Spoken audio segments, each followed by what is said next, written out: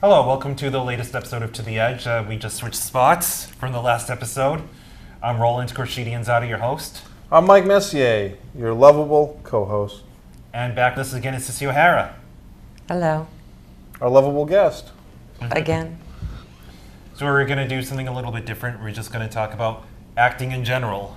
Well, actually, Sissy's career and your insights as an actress, and you prefer, if I can remember this, you prefer the term actor, not actress. Absolutely. Tell us why.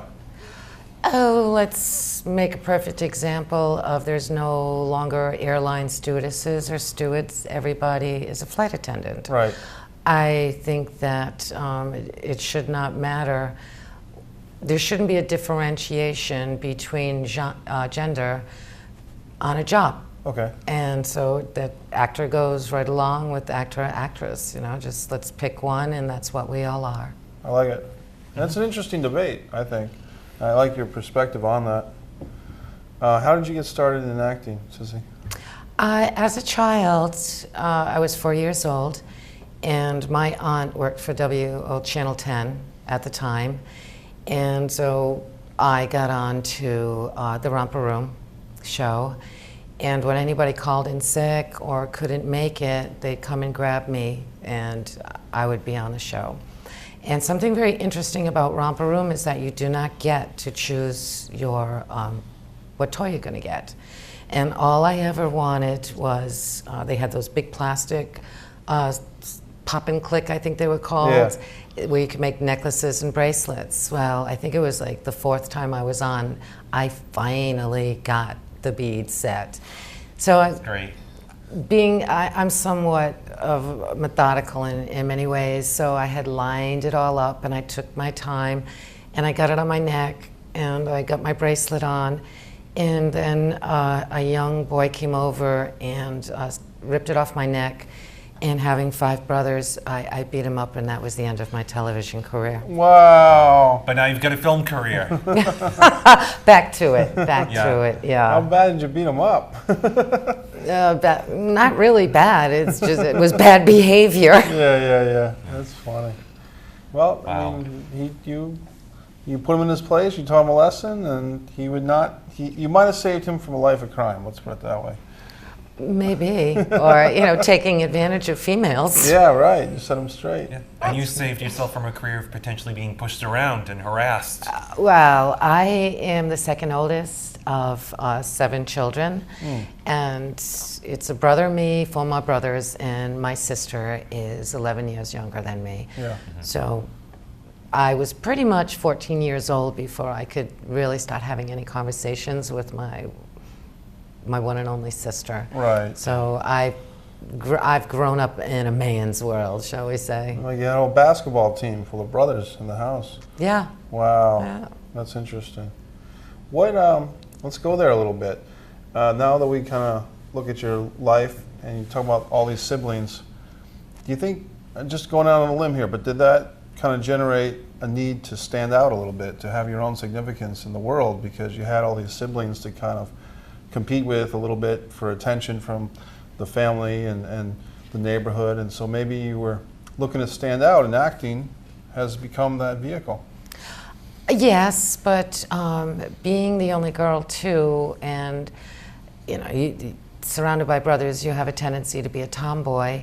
My mother got me into dancing lessons at a very young age, and I went 3 times a week for 2 hours from the age of 5 till I was like 14, and then I did continue on my own,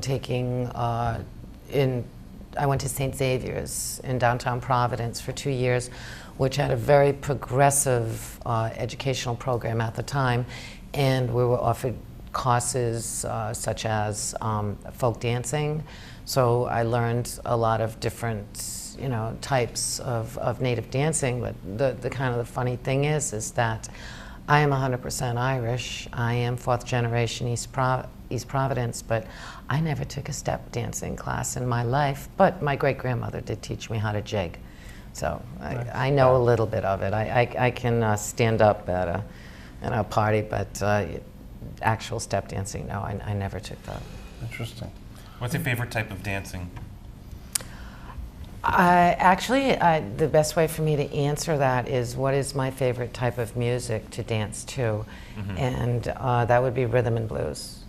And would that be different from your actual favorite type, or is it just a favorite type to dance to because you know the moves? That is my favorite type of dancing because it's my favorite type of great. music to dance to. Good. Yeah. Talk about the physicality of dancing, and you know, some of the best actors are trained in dancing, you know, because the body and how you tone your body or how you get it comfortable on stage or on camera. You know, I mean, there's definitely some tie-ins here. Absolutely. I was fortunate enough to be in a music video. It's a band out of Boston called Madelon, and the film was produced by Witchworks Films, and we're talking neurophysicists and such that are making these music videos. And of course, you don't have any lines in a music video, so I got to really use a lot of my dance training in the character. Nice. I would play the goblin, so I got to like scrunch down, and I got to use, you know, different physical things that I would never ever have the opportunity to use in a regular film. Wow. It's a lot of fun. So, can you tell us about the process of getting into that type of character? It was very easy for me. Once again, I was allowed to develop my wardrobe. I boiled, scrubbed, and bleached chicken bones in different phases, and there was 108 chicken bones sewed to the costume. Wow. And I'm just trying to imagine that. It's like, all these chicken It's bones. better than a meat suit. well, I had to hide it from the dogs, that's for sure. Wow. The makeup artist on that was phenomenal. The wardrobe was amazing. And I believe they filmed 40 hours for a 4.5-minute music video. Wow. So these How many hours again? 40 hours. 40 hours, wow. At least. I worked with Lily Spencer, and I went up. We both had gotten roles in it. And we were there for 2 weekends, and they were filming, you know, nonstop. Wow. You know what it is? It's like 1 minute for every 6 hours worth of footage that was shot. Pretty much. It's brutal. But when you spend that much time filming, at the end product, you really have some quality shots there. Yes. No doubt about it.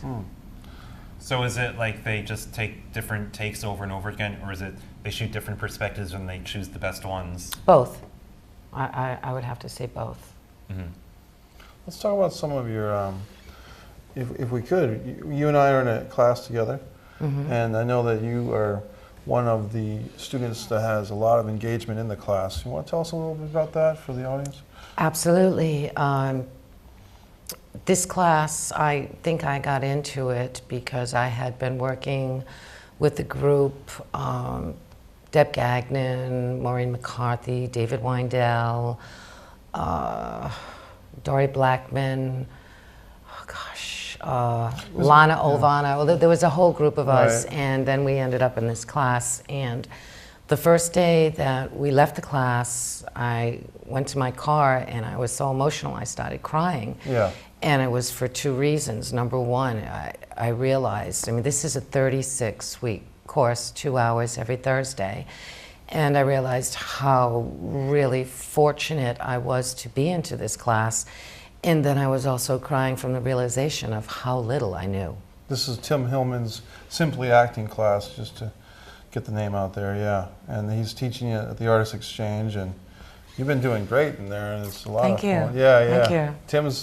This acting coach, Tim Hillman out of Rhode Island, is really quite extraordinary in his depth of understanding of the system, Stanislavski, Meisner, Uda Hagen, all the classic acting coaches and teachers. Wow. And yeah, and Sissy's been doing great in the class, so that's really cool. Thanks. Yeah. Where is the class based out of? Artist Exchange, which is in Cranston, Rhode Island, and Artist Exchange is a very nice setup because they help acting classes. They have theater there. They also help people with mental disabilities express themselves through art, and it's really quite a venue. So anyone out there who wants to do a search on their internet can find the Artist Exchange and maybe do some volunteer work or help them out. And they're helping us quite a bit with the class. So. Oh, absolutely. Yeah, you did a monologue a couple weeks ago in class. It was a lot of fun, and without putting you on the spot and making you do it, but it was kind of like a situation where a lady's in a bar and some crazy stuff's going on. Do you want to tell us a little bit about that? Is that okay? I don't want to put you on the spot, but... Well, you most certainly have. It was based on an actual life experience last St. Patrick's Day, in which an individual broke into the ladies' room while I was in the stall. Yeah. And I was very honest and basically just went through my emotions, what happened step by step. And I did not know it. Tim had said to me that when you're giving a monologue and you're bringing in comedy, that you have to, there's three. Right, the rule of three. The rule of three. And again, my ignorance, I was completely unaware that I was doing that. Right. And I shook for hours after doing that monologue. And what Tim had said to me was that I had done something that is the most difficult for any actor to do, and that was to perform and be entirely yourself throughout the whole thing. Right. And I don't know if that's the reason why I shook for so long, but I literally shook for hours afterwards. I was drained. I was very full of emotion so much that it affected me physically afterwards. Yeah, it was powerful. You tap into some raw emotions in an acting performance like that. And that can happen in a class, it can happen on stage, on film. You never know when you're going to hit those frayed, raw nerves of the human condition, you know, and tap into something. So it was very powerful, and I was happy to be a witness to that greatness, really. It was really quite powerful stuff. Thank you. And you had it flowed so easily, you know what I mean? It seemed to be easy. Maybe for you it was a different, but for the audience in the classroom, it just really came alive. You know, on the car ride, when we were actually driving up to Ceylon, we were talking about that, and I was mentioning my own acting experience and how I just thought, well, I'm going to completely forget about me and just be the character, and then Pat brought up the great point of be the character, but show how the character is as filtered through you. Right. Which is what we're learning in class. Yeah. You know, Tim had told us, you know, first thing you have to do is empty yourself and then bring the character alive by bringing yourself back into the character. Right. It's a great class, and really, I don't know, 6 or 7 or 8 weeks into it of a 36-week adventure. It's going to be quite tremendous, I think, for everybody. Wow, that sounds intense. 36 weeks, and how many hours per session? 2. 2. It's like a college course. Yeah, 72 hours. It really is. It's more than a college course. It's like you get 4 credits instead of 3. Well, Tim had brought up in class something that I had posted in our group, and he said that this is not just a college course, this is a graduate college course that we are getting, which is real deal. Yeah, it is the real deal. It really is. And like I said, I feel extremely blessed. Yeah. I also did theater through elementary school and high school. When I was in St. Xavier's, I was in a couple of musicals. Yep. The Wizard of Oz and Annie Get Your Gun. And and I recently went back to theater. I was asked to do a scene with a friend of mine, Ellen Wallstrom, for Kevin Broccoli's Leaving Rhode Island. And that was a great experience. Yep. But I do know that my heart truly lies in film. I love film. That's great. Why? Because I agree for myself too. But what is your perspective? What is your reasoning for enjoying film more than live theater? I don't need to hear applause. Right. And actually, in one of my lines, Ellen counted it, and the audience laughed for 30 seconds. You don't want to know what was going on in my head during those 30 seconds. Shut up, I got something else to say. Yes, yeah. It wasn't quite as nice as that, knowing me. We got to keep this PG, so. Yeah. But I have to say with theater though, it does bring a different perspective because you only get one take. There's no take two, so you got the pressure on. Yeah, that's true. Well, I have found that if you truly prepare yourself for film and all the equipment is running, perfectly, and if everybody's, on point, there's no need for a lot of takes. At least that's what I've experienced with several of the directors that I have worked with. It's, 2-3 takes and so the finished product, it looks phenomenal. Yes. Well, it's interesting. I mean, now we just go into another conversation. As an actress, bam, as an actor, excuse me, because I don't want you to hit me like you did the kid in Romper Room. But as an actor, Or my monologue. right, exactly. As an actor, how many, I think I get the drift, but how many takes is good for an actor? Now we know that the DP, director of photography, might need a bunch of shots, or the director might push. But as an actor, how many takes do you like? 2. 2. Interesting. 2. And you've got the number down. I like that. Yeah, 2. Okay. Yeah. And is that 1 to warm up, or 1 for it in safety for the second? Precisely. Okay. Precisely. Yeah, that's good. That's good. Or maybe it's like, maybe I could fine tune that. I could have done that a little better. If the director would thought otherwise, he would take another take. Okay. So. Yeah, I like that. And as having been on both sides of the camera, I know that sometimes as a director, you can fall in love with what you're watching. Like you can see your actors doing this thing, and you're like, "That was so good! Do it again! Do it again!" Yep.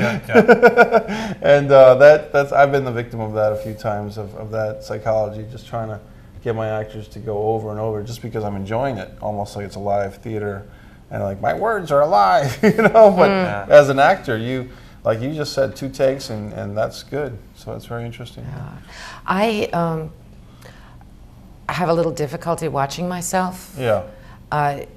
In comedic roles, I have no problem, but in drama, I find that that's where I am far more critical of myself. Okay. And I recently said to a director that I was talking to about the film is that we were going to go up on the trip, and I was going to make sure that I packed a vomit bag, and I was praying that the floors were clean in case they found me in the fetal position underneath my seat. How is it to see yourself on the big screen? Weird.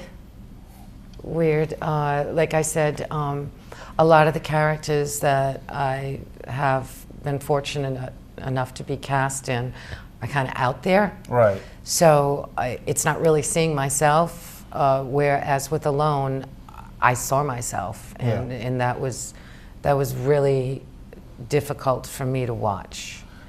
I get very, very critical of myself, and then I get disappointed in myself. But then on the other hand, that gives me the drive to keep working harder and harder and harder, but that's what I'm all about too. Every set that I'm on, I'm watching everybody, and I'm working. Well, my theory is every project I've been on, I walk away with 2 thoughts. Number 1, what was the funniest thing that happened? And number 2, what did I learn? Wow, I like that. Yeah. But, everyone did say you were great in the film. Which So one? that's got to be something. All of them, but especially Thank you. Alone. Yeah. Thank you. I remember seeing you in a piece where you played kind of a hippie, drugged out. You were kind of a neighbor who knocked on the door. Yes. It was like it was really cool because you had like this. Talk about the comedy. You really get to do some comedy in that, and so, as we know that comedy is kind of drama turned inside out. or vice versa. Oh, yeah. You know, you see like tragedy and comedy. right, Yin the happy yang. and the happiness.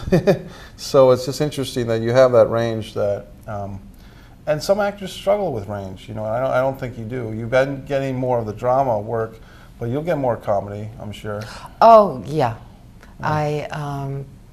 I've done a couple of characters in Richard Griffin's films. The first one, it was serious, just straight being a nurse.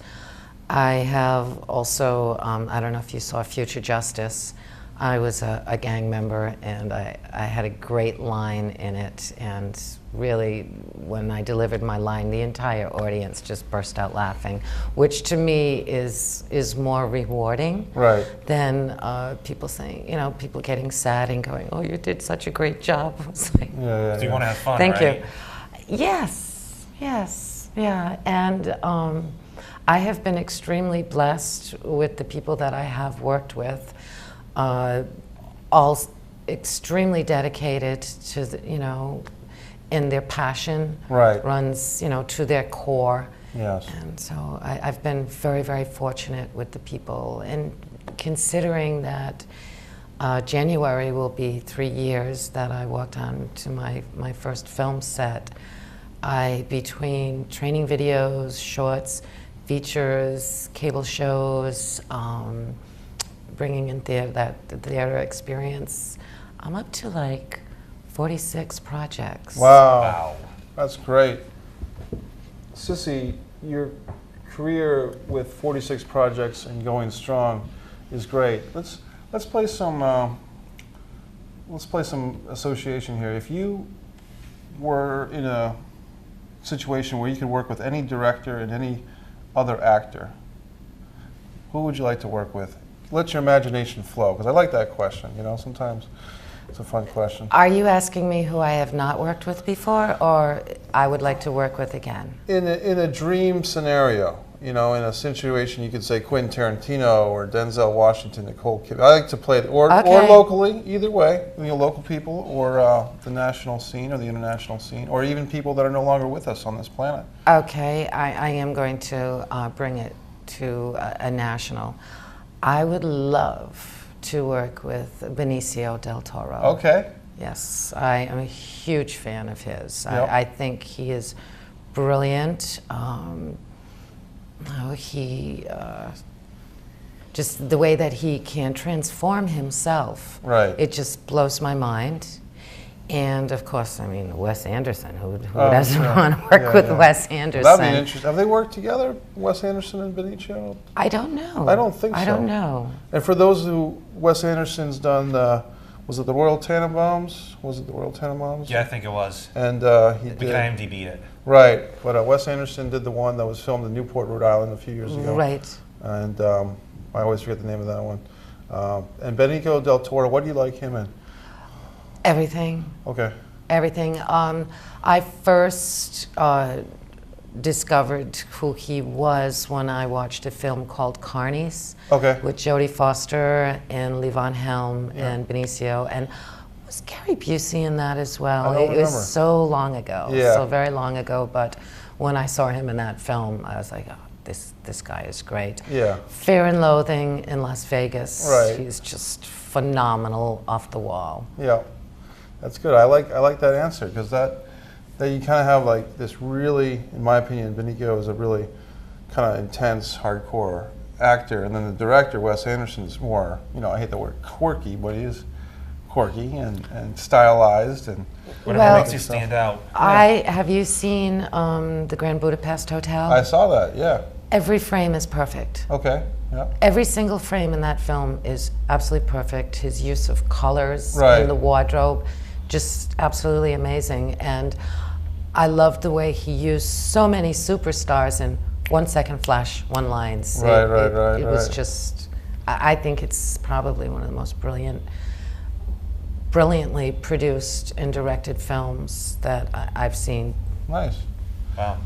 Well, with a piece like Alone, best case scenario, you somehow get that in front of him or get it up on the internet, and maybe he comes across his computer one night, and Pipe who dreams. knows? Well, you know what? You know, dreams are goals with deadlines, and anything can happen, Sissy. I am just so happy to continue to work. I was fortunate enough to work, and I really like working with younger directors. Right. Their passion, everybody has a passion, but when they're first starting out, I mean, it's really their whole heart and soul. I just last Sunday worked with a young director by the name of Michael Fortin. The name of the film is Infinite Waters of the Great Blue, I believe. I hope I got that right. But it was really a good experience working with these kids, and like I said, and I also equally like working with younger children. Oh, really? Yes, I've had the opportunity to work with the young actress. This 48, coming up, the 48 Horrors is going to be the third time that I've worked with Haley Pine, as well as Andre Boudreau, who I just absolutely adore. We were picked up by the same team that is coming in from out of town, and they have phenomenal credentials, and so we're really excited to be doing that this Saturday. That's great. Yeah, I like horrors. Yeah. I love being horrible characters, but I can't watch a lot of them. I hear you. I have a lot of difficulty. Well, you know what, Sissy, it's been so awesome having you on the show, and I know we're running out of time, but Roland, what do you got to say to Sissy? I think that you have a very strong and varied career, and I look forward to seeing more of your roles, and I'm going to look out for all of the films in your IMDb page so I can see as many of the performances as possible. Well, good luck with that, because a lot of people don't take the time to post them. That's all right. Well, I'll just ask you what you've been in, and whatever's already released, I'll just check it out. There you go. Thanks for There you watching. go. See you next time. Thank you for having me. I appreciate it. Good night.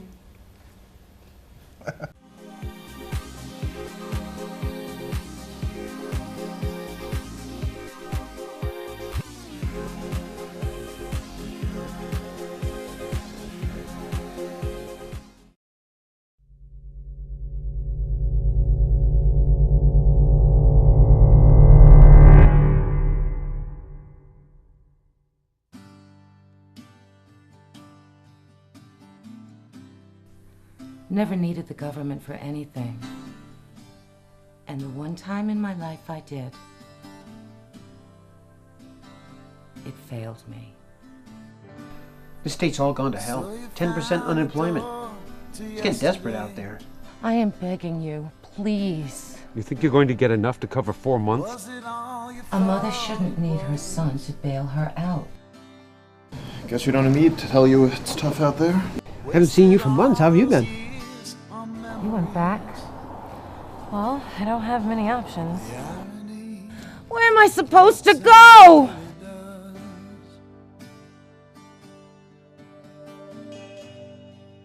So your aspiration passed you by,